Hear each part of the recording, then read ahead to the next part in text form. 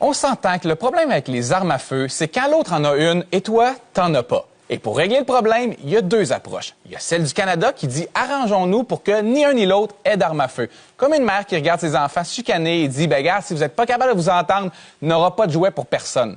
Et il y a celle des États-Unis qui dit « arrangeons-nous pour que tout le monde ait une arme à feu ». Comme ça, tout le monde va se tirer dessus et la job de la police, ben, ce sera de déterminer qui a commencé, ce qui va être pas mal plus facile pour eux quand il va y avoir un noir d'impliqué, que ce soit lui ou non. Aux États-Unis, il y a la NRA, ou la National Rifle Association, qui prône cette approche et déclare que le seul moyen d'arrêter un méchant avec une arme, c'est qu'il y ait un gentil avec une arme. C'est comme si on disait que chaque personne armée devrait être suivie d'une autre personne armée prêt à tirer, qui elle-même est suivie d'une autre personne armée, elle aussi prêt à tirer. Une espèce de jeu de domino où si un coup est tiré par erreur, tout le monde se tue. Mais ce que la NRA semble ignorer volontairement, c'est le nombre de tueries arrêtées par un civil armé dans les 30 dernières années, c'est-à-dire 0. C'est jamais arrivé. Premièrement, parce que les civils armés ont tendance, comme tout le monde, à paniquer quand on leur tire dessus, peu importe l'expertise qu'ils croient avoir acquise en jouant à des jeux vidéo. D'ailleurs, les jeux vidéo ne font pas de toi un expert dans l'art de la guerre, pas plus que le jeu Les Sims fait de toi un expert dans l'art de la séduction. Regarde comment j'ai réussi à convaincre mon Sims gothique de tomber en amour avec un personnage qui ressemble beaucoup trop à Christian Bégin. Appelez-moi l'expert de l'amour. Mais la raison principale pourquoi on n'a jamais vu un civil armé arrêter une tuerie, c'est parce que souvent, c'est les premiers à mourir. Dans une fusillade, une personne qui possède une arme à feu a 4 fois plus de chances d'être tuée qu'une personne non armée. Ce qui aurait tendance à prouver encore une fois que la meilleure façon de rester en vie, c'est pas de pratiquer dans un champ de tir, c'est de savoir lire des études. Là, tu réponds d'accord pour les fusillades, mais à la maison, une arme va me garder en sécurité. Là, tu vas me trouver lourd, mais c'est pas ce que nous apprennent les études. Au contraire, posséder une arme double le risque d'homicide et triple le risque de suicide. Les études sont unanimes. Posséder une arme à la maison augmente significativement le risque de mourir et particulièrement celui de sa conjointe et de ses enfants. On dit même qu'une personne qui possède une arme à feu a 43 fois plus de chances de tuer un membre de sa famille que n'importe qui d'autre. La prochaine fois que quelqu'un te dit avoir une arme pour se protéger, attends qu'il la dépose et ensuite traite-le de niaiseux. Mais à leur défense, faut dire que le gouvernement lui-même contribue à cette fausse croyance comme quoi les armes nous protègent. En mars dernier, Stephen Harper déclarait « Ma femme vient d'une région rurale où la possession d'armes contribue à assurer un certain niveau de sécurité. » Si Stephen Harper s'informait un peu plus, il saurait qu'une femme a 6 fois plus de chances de se faire tuer par son conjoint que par un étranger. N'en déplaise à Stephen Harper, la plus grande menace pour sa femme, c'est Stephen Harper. Ce qui menace le plus la sécurité des femmes en ce moment, c'est d'être en couple. On devrait d'ailleurs avoir un registre des hommes mariés. Je crois qu'on devrait être en droit de savoir s'il y a un homme marié qui habite dans notre quartier. Et ça ferait une très belle carte interactive dans le Journal de Montréal. Ah ben, Régent qui me fait toujours des clins d'œil au dépanneur, il est marié, le petit coco. Et là, je tiens à dire que je comprends les chasseurs qui vont nous dire qu'ils n'ont rien à se reprocher, qu'ils font rien de mal. Effectivement, mais les faits sont là. Plus il y a d'armes dans une société, plus il y a de meurtres. Chaque fois que le nombre d'armes augmente de 1 %, le nombre d'homicides augmente lui aussi de près de 1 %. Ce que je suis en train de vous dire, c'est trouvez-vous donc un autre passe-temps. Wikipédia dresse une liste de plus de 300 hobbies. Fouille un peu, tu vas trouver autre chose qui t'intéresse. Avez-vous déjà vu quelqu'un avoir l'air aussi inoffensif que ça, tellement que ça en devient louche? Pour moi, il prépare quelque chose. Malgré toutes les études et statistiques, certaines personnes restent convaincues que s'il y avait plus d'armes, il y aurait moins de crimes.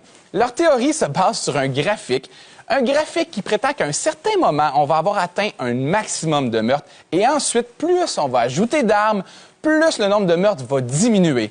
Pourquoi? Mon hypothèse, parce qu'il va rester moins de monde à tuer. En passant, j'ai fait moi-même ma propre version du graphique qui démontre très clairement que si tu manges suffisamment, à un moment donné, tu vas maigrir. Pourquoi? Ben, parce que ce serait merveilleux, non? Un des arguments qu'on entend le plus souvent, c'est que si on enlève les armes aux tueurs, ils vont trouver une autre manière de tuer. Bon, premièrement, je préfère me faire courir après par un fou avec un couteau qu'un fou avec un gun. Je pense que je peux courir plus vite qu'un fou, mais pas plus vite qu'une balle. Ça, c'est moi d'ailleurs en train de courir, ou bien le gars des annonces de SSQ Auto en train de courir. Peu importe, de toute façon, les gens pensent qu'on est la même personne. Deuxièmement, les études démontrent que lorsqu'on rend l'accessibilité aux armes plus difficile, les criminels ne s'équipent pas d'autres armes. Le plus souvent, ils abandonnent l'idée. Alors, s'il y avait une seule chose que j'aimerais que vous reteniez aujourd'hui, c'est que toutes les études, recherches et statistiques font mal paraître les armes à feu. Et c'est peut-être la raison pourquoi les tueurs s'attaquent toujours aux écoles et aux universités. C'était Louis T pour Bazo TV. Les États-Unis ont un grave problème d'homicide et de fusillade. Maintenant, est-ce que c'est nécessairement lié au nombre d'armes à feu en circulation? C'est ce qu'on va voir aujourd'hui. Les États-Unis ont le plus haut taux d'armes à feu par habitant dans le monde, ainsi qu'un des plus hauts taux d'homicide. Et là, tu te dis, ça doit avoir un lien. Ben là, ça prend pas un génie pour réaliser ça, là. Et pourtant, c'est pas si clair. Ah! J'aurais dû m'en douter que tu allais nous faire un coup de même. S'il semble exister un lien entre le nombre d'armes et le nombre d'homicides dans un État, comme le démontrait cette étude, il existerait un lien plus fort encore entre les homicides et les inégalités de richesse. C'est-à-dire que plus il y a un écart entre les riches et les pauvres, plus il y a d'homicides. Bon, ben voilà, le problème, c'est pas les armes, c'est les pauvres. Disons qu'il y a des nuances à apporter. Par exemple, si tu acceptes que dans ton pays, il existe un énorme écart entre les riches et les pauvres, est-ce que ça te semble une bonne idée de donner des armes à tout ce monde-là? Bien là, les riches ont besoin d'armes pour se protéger des pauvres. C'est assez tordu comme réflexion. Et pourtant, pas loin de la réalité. Le désir de protection est la raison numéro 1 évoquée par les Américains qui désirent faire l'acquisition d'une arme à feu. Il est à noter qu'en Australie, depuis le durcissement des règles à la suite d'une tuerie ayant fait 35 victimes, vouloir se protéger n'est plus considéré comme une raison valable pour faire l'acquisition d'une arme à feu. Et depuis, on a assisté à 0 fusillade. Bon, ben ça, c'est la preuve que le contrôle des armes à feu, ça fonctionne. En vérité, pas tout à fait. Bien que les données semblent supporter l'idée qu'il y a une corrélation directe entre le nombre d'armes à feu et le nombre d'homicides, on manque de données scientifiques pour le démontrer. Entre autres, parce que la NRA, l'Association des propriétaires d'armes à feu aux États-Unis, s'est arrangée depuis 20 ans pour bloquer la majorité des études sur le sujet. Ah ben ça, c'est pratique pour eux, ça. Ils disent que les armes à feu sont pas dangereuses, mais refusent qu'on étudie la question. C'est comme si je te disais, « Hey, les outils que je t'avais empruntés, là, je te les ai ramenés, mais va pas voir dans le garage s'ils sont là, par exemple. » Maintenant, s'il existe sans aucun doute un problème aux États-Unis avec les armes à feu, il faut quand même faire attention avec certains chiffres qui circulent beaucoup. Par exemple, le nombre de tueries. Si on entend régulièrement des chiffres pouvant aller jusqu'à 383 tueries par année, il faut savoir que ces chiffres incluent les règlements de compte entre gangs de rue, les vols à main armée et les infractions à domicile ayant fait au moins 4 blessés. En prenant une définition un peu plus stricte, on arrive plutôt à 1 à 2 tueries de masse par année. Maintenant, parlons de suicide. C'est pas un peu enthousiaste comme ton pour le sujet? Parlons de suicide. Il faut savoir que des 33 000 décès par arme à feu dénombrés chaque année aux États-Unis, 63 % sont des suicides. Ah! Tu vois, c'est pas un problème d'arme à feu, c'est un problème de santé mentale. Intéressant.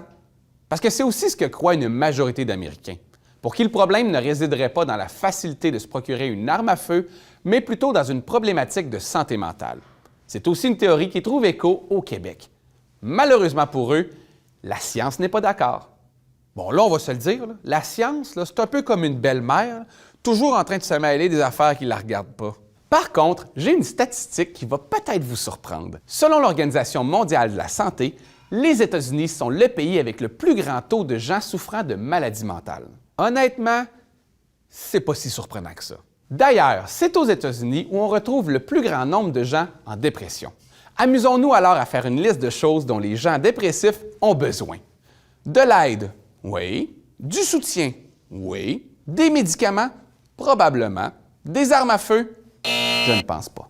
En gros, si on peut très certainement dresser un lien entre le nombre d'homicides et le nombre d'armes à feu en circulation aux États-Unis, ce n'est pas l'unique facteur à considérer. Il existe en effet des pays comme le Japon ou le Royaume-Uni où l'on retrouve très peu d'armes et très peu de meurtres. Mais on trouve aussi des pays comme la Suisse et la Suède où il y a beaucoup d'armes, mais très peu de meurtres. Les homicides et les fusillades seraient donc liés à une multitude de facteurs. En plus de ceux nommés plus tôt comme le nombre d'armes à feu en circulation, les écarts de richesse ou certains enjeux de santé mentale, ce serait aussi une question de culture. They use their media to assassinate real news. They use their schools to teach children that their president is another Hitler, all to make them march, make them protest, until the only option left is for the police to do their jobs and stop the madness. The only way we save our country and our freedom is to fight this violence of lies with the clenched fist of truth. I'm the National Rifle Association of America.